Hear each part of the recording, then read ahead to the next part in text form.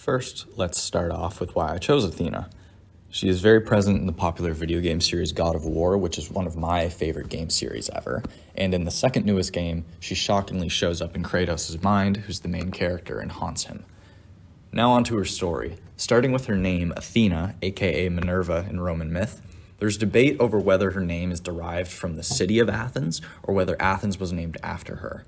Our textbook seems to not want to take a side here, as the textbook says she takes her name from the city of Athens, only to say in the next paragraph, Athens, the city named after her, which I thought was interesting.